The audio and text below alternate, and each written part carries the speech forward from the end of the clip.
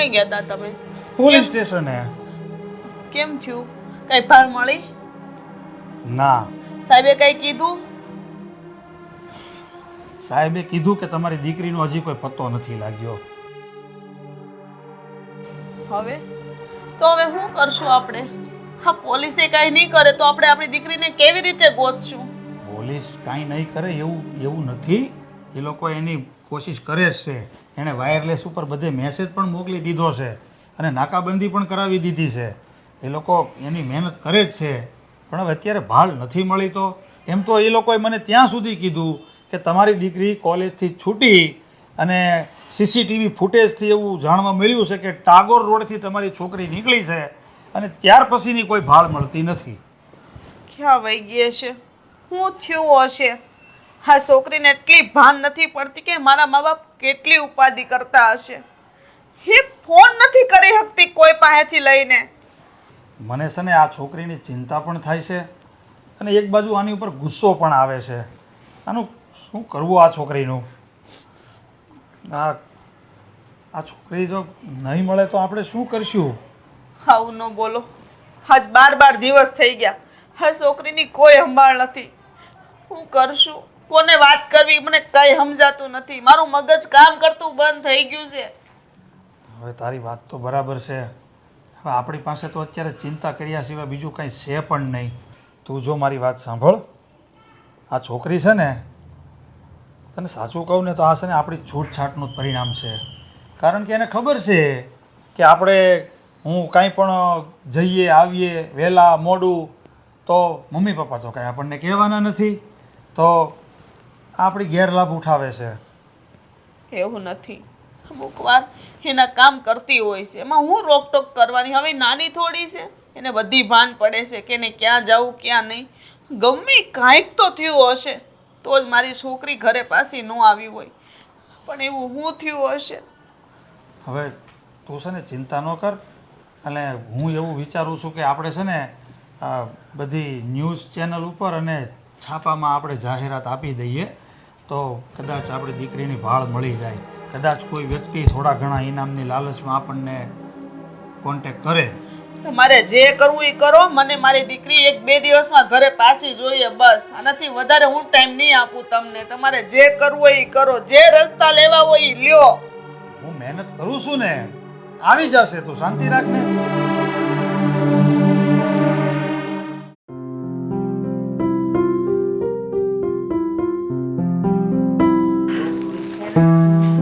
હા, તમને ખબર છે આજે હું શોપિંગ કરવા ગઈ હતી. મારા માટે નવા કપડાં લાવી છું. જો તો કેવા છે. અરે વાહ, સરસ છે. પણ આ બે એક કલર કેમ લીધા? થોડો અલગ લીધો હતો. વાહ, હવે કલરને કોણ નોટિસ કરે છે? અને કેમ મારે એક સાથે શું નવું શોપિંગ કરીને આવી લાગે છે? હા, બીજું કોઈ ઓપ્શન નહોતું ને. હા, કેટલા દિવસથી એકને એક કપડાં પહેર્યા હતા એટલે આજે મને થયું કે કપડાં લઈ આવું મારા માટે. તને કેમ છે? બસ સારું છે. હવે લે, તુંય જોઈ લે. હા, અંજલિ જોઈને લાવી હશે તો સારા જ હશે ને? અંજલિ, તું આજકાલ કરતાં અહીંયા રહે છે અને 10 દિવસ જેવું થઈ ગયું છે. હવે તું તારા ઘરે પાછી ચાલી જા. તારા પપ્પા તારી ચિંતા કરતા હશે. જય, ખબર છે મને કે મમ્મી અને પપ્પા ચિંતા કરતા હશે, પણ તારું શું? તને આ હાલતમાં છોડીને હું કેવી રીતે જઈ શકું? જો અઠવાડિયું 10 દિવસ ખમી જા. જેવું તને સારું થઈ જશે ને એટલે હું મારા ઘરે જતી રહીશ. હા બેટા, પણ એક કામ કર ને, ભલે ને તું હજી વધારે રોકાય, એકવાર મમ્મી પપ્પાને ફોન તો કરી દે કે તું અહીંયા છે અને એવું હોય તો અમારી સાથે વાત કરાવી લે. ના આંટી, મમ્મી પપ્પા નેરો માઇન્ડેડ છે.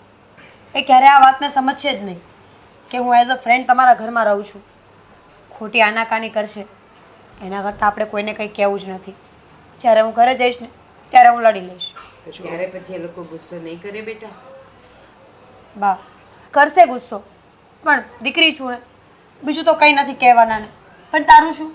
તને જ્યાં સુધી ઠીક નહીં થાય ને હું નથી જવાની. અરે અંજલિ, કેવી વાત કરે છે તું? મને શું વાંધો છે હવે? જો ને, ડૉક્ટરે તો પાટો પણ છોડી આપ્યો છે અને થોડો સમય દવા લેવાનું કહ્યું છે. હવે દવા લેવામાં તારી શું જરૂર છે? બા છે ને. જય મેં ના પાડીને કે આ હાલતમાં હું તને છોડીને નહીં જાઉં. હવે આ વાત પર કોઈ ચર્ચા નહીં કરે. બસ હું તમારા ઘરમાં બોજ હોય ને તો કહી દો, તો હું જતી રહીશ. બેટા બોજનું ન હોય, મને તારી ચિંતા હોય. છોકરીની જાત છે ને એટલે ઘરે ચિંતા કરતા હોય એ લોકો. અત્યારે છોકરો ભલે ને 15 દી ઘરે ન આવે તોય વાંધો નહીં, એ પિત્તળનો લોટો કહેવાય, માંજો એટલે ઉજળો. પણ બેટા દીકરીની જાતને ડાઘ લાગતા વાર ન લાગે. છોડો ને બા આ બધી વાત. હવે એની જીદ છે તો પછી રહેવા દો અહીંયા. પણ હા, શક્ય હોય તો તારી ઘરે ઇન્ફોર્મ કરી દેજે. હલો. હા રાકેશ. અરે બસ સારું થઈ જ ગયું છે અને થોડા દિવસ દવા લેવાની જરૂર છે ખાલી. હા, સંભાળી લેજે ને. ઓકે, મળીએ પછી. હા મૂકો. જય નાસ્તો નાસ્તો કરી લો ને પછી દવા આપો. હા અંજલિ. હા અંજલિ, મારે તને એક વાત પૂછવી હતી. આપણે બંને ઘણા દિવસથી આ ઘરમાં સાથે રહીએ છીએ પણ ક્યારેય પણ કોઈ પર્સનલ બાબતે આપણે ચર્ચા નથી કરી. જો તું તૈયાર હોય તો આજે એઝ અ ફ્રેન્ડ હું તને કંઈ પૂછવા માગું છું. હા જય, મારું નેચર એવું જ છે. હું મારા ફ્રેન્ડ સાથે મારા ફેમિલીમાં બધે ખુલીને વાત કરી શકું છું, પણ જ્યાં સુધી હું કોઈને પૂરી રીતે ઓળખતી ના હોય, મને કોન્ફિડન્સ ના હોય ને કે એ માણસ મારી વાતને સમજશે, ત્યાં સુધી હું ક્યારેય કંઈ વાત નથી કરતી. અને એટલે જ આટલા દિવસમાં મેં તમારી સાથે કોઈ જ વાત નથી કરી. જો અંજલિ, તારા જીવનમાં શું ચાલી રહ્યું છે શું નહીં એ બધી બાબતો જાણવાનો મને કોઈ જ હક નથી. પણ હા, તે કહ્યું ને હવે કે આપણે બંને સારા મિત્રો બની શકીએ છીએ, તો મારે તને એ વાત પૂછવી છે કે એ દિવસે તું જે છોકરાની સાથે મગજમારી કરી રહી હતી એ છોકરો કોણ છે અને તારી સાથે આવું શું કામ કરતો હતો? ખબર છે મને જય કે ઘણા દિવસથી તને આ સવાલ મૂંઝવે છે, તો હું તને આખી વાત કહું. એનું નામ રાહુલ છે. અમે બંને કોલેજમાં સાથે ભણતા હતા. મારા અને રાહુલના વચ્ચે રિલેશનશિપ હતા. બહુ સપનાઓ જોયા હતા મેં કે એની સાથે મેરેજ કરીશ, મારી લાઈફ જીવીશ. પણ રિલેશનને 6-7 મહિના થયા ને પછી મને ખબર પડી કે રાહુલને તો બહુ બધી ખરાબ આદતો છે. ડ્રગ્સ, દારૂ, જુગાર, શું ખરાબ આદત નથી એને. બસ આ બધી વાતની ખબર પડી ને એટલે મેં એને છોડી દીધો. પણ એ એક તરફા પ્રેમમાં હતો એટલે મેં એને છોડી દીધો. તે એને છોડી દીધો હતો તો પછી એ દિવસે તારી સાથે આટલું જોર જોરથી વાતો શું કામ કરતો હતો? મને તો લાગતું હતું કે કંઈક બળજબરીપૂર્વક તને કહી રહ્યો હતો. હા, એ બળજબરી જ હતી. રિલેશન તૂટ્યા ને ત્યારે મારી તરફથી બધું ક્લિયર હતું કે હવે હું રાહુલને ક્યારેય નહીં બોલાવું, ક્યારેય એની સાથે કોઈ પણ જાતના કોન્ટેક્ટ નહીં રાખું. પણ રાહુલ એક તરફા પ્રેમમાં પાગલ હતો. એની તો જીદ હતી, જો એ લગ્ન કરશે ને જીવશે ને તો ફક્ત મારી સાથે. બસ આ જુનૂનમાં ને જુનૂનમાં હર હંમેશા મારી પાછળ ફર્યા કરતો હતો. અને તારી આ હાલતનું કારણ પણ એ જ છે, એનો એક તરફો જુનૂની પ્રેમ. હા, એનો જુનૂન અને એનો ગુસ્સો તો મેં એ દિવસે જોઈ જ લીધો હતો. અરે વાત સમજાવી રહ્યો હતો, શાંતિથી પૂછી રહ્યો હતો, એમ છતાં પણ વાત સાંભળી ન સાંભળી કરીને સીધો છરો ઘુસાવી દીધો પેટમાં. ખબર છે જય મને કે તું નિર્દોષ હોવા છતાં પણ તને સજા મળી છે, અને એટલે જ હું તારી સાથે છું કે જ્યાં સુધી તને ઠીક નહીં થઈ જાય ને ત્યાં સુધી હું તને છોડીને ક્યાંય નહીં જાઉં. જો અંજલિ, આ ખોટી જીદ લઈને બેઠી છે તું. તારે હવે તારા પપ્પાના ઘરે જવું જોઈએ. ના, જ્યાં સુધી તું ઠીક નહીં થઈ જાય ને ત્યાં સુધી હું ક્યાંય નહીં જાઉં. હું અહીંયા જ રહીશ, તારી સામે, તારી પાસે. ચિંતા થતી હશે તારા પપ્પાને. તે ક્યારેય વિચાર્યું છે કે તારા વગર એમની શું હાલત થતી હશે? અને તારું શું? હું તને છોડીને જઈશ તો શું થશે? તારા મમ્મી એકલા થોડી પહોંચી વળશે. જોજે, જીદ છોડી દે અને મહેરબાની કરીને મને થોડા દિવસ અહીંયા રહેવા દે. જેવો તું ઠીક થઈ જઈશ ને પ્રોમિસ હું એ જ દિવસે મારા ઘરે જતી રહીશ. તું વિચારતી કેમ નથી? એ તારા પપ્પા છે. ચલ, એમનું તો ઠીક છે, પણ આપણી આજુબાજુમાં રહે છે એ બધા લોકો શું વિચારશે? આપણા સંબંધને શું નામ આપશે ખબર છે તને? મારે નથી જાણવું કે શું નામ આપશે. તે જ તો હમણાં કહ્યું ને કે આપણે બંને ફ્રેન્ડ્સ છીએ, તો પછી સમાજ શું કહેશે એ વિચારવાની તારે જરૂર નથી. એ બધું છોડ. આ ચા ઠંડી થાય છે. નાસ્તો કરવો છે કે પાછો લઈ જાઉં? નહીં, કરી લઉં છું નાસ્તો. કપ લઈ આવું છું, પછી નાસ્તો કરી લે.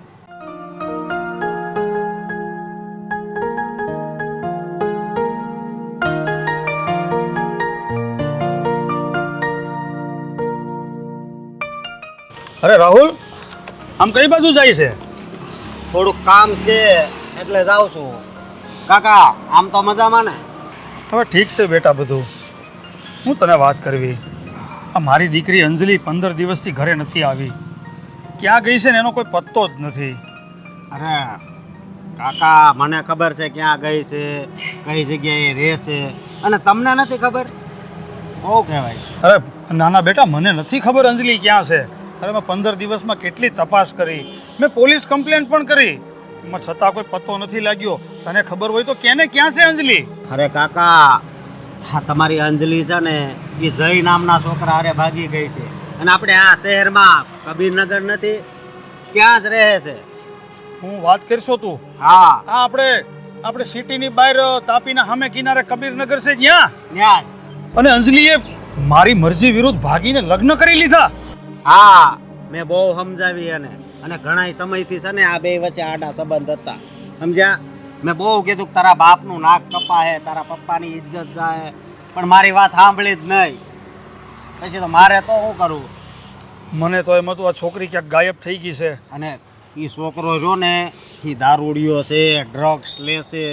હે ભગવાન, તો આ બધી વાતની અંજલિને ખબર નથી, અને છતાં પણ એણે આવા છોકરા સાથે લગ્ન કરી લીધા. આ છોકરીએ તો મારું નાક કપાવ્યું, મારી આબરૂ ઉપર કાળી ટીલી બેસાડી. આ છોકરીનું તો હું મરું ત્યાં સુધી ચહેરો જોવા નથી માંગતો આનો. બરોબર છે. અને હવે તમારે એને મળીને શું કામ છે? બહુ સમજાવી હતી મેં, સમજ્યા તમે? પણ આવી છોકરી આની કરતા આ ધરતી ઉપર આવતી જ ન હોય ને તો સારું. હા, તમારી જેવા એક સજ્જન માણસની ઇજ્જત ઉપર દાગ લાગે એ સારું લાગે? સારું થયું બેટા તે એના સમાચાર મને દીધા, નહીંતર મને તો અત્યાર સુધી મારી દીકરીની ચિંતા હતી, પણ હવે મને એની કોઈ ચિંતા નથી. આ કપાતરે મારું નામ બોલાવ્યું છે, અને તને ક્યાંક મળે ને તને કહી દેજે કે આજથી તારો બાપ પણ તારા માટે મરી ગયો છે, નથી જવું મારે એનું જડબું. અરે કાકા વાંધો નહીં, હું તમ તારે કહી દઈશ, પણ તને આ જે કર્યું છે ને એ બહુ ખોટું કર્યું. તમે કઈ ઈચ્છા એની અધૂરી રાખી એ? અરે બેટા, હવે એ તો હું તને શું વાત કરું. મારી છોકરીની દરેક ઈચ્છાઓ મેં પૂરી કરેલી છે, અને એ કપાતરના મનમાં આવું બધું હાલતું હતું તો મને પહેલાં કહેવું તો જોઈએ કે પપ્પા હું આ છોકરાને પસંદ કરું છું, મારે એની સાથે લગ્ન કરવા છે. અરે હું ક્યાં ના પાડવાનો હતો? મારી મરજી વિરુદ્ધ જઈને એને આવી રીતે ભાગીને લગ્ન કરી લીધા. હવે તમે નિરાશ થાવમાં જી ચૂઈ. અને આ તો હું આ આવળી સંગત થઈ હોય ને એટલે આમ થાય. બાકી મારી કેવી સારી ફ્રેન્ડ હતી તમને ખબર છે ને. મારે તો હવે શું કરવું? હાલો તો કાંઈ વધારે ચિંતા નહીં કરતા, અને મારે થોડુંક કામ છે તો હું જાઉં. હા બેટા, પછી મળજે. હા ભગવાન,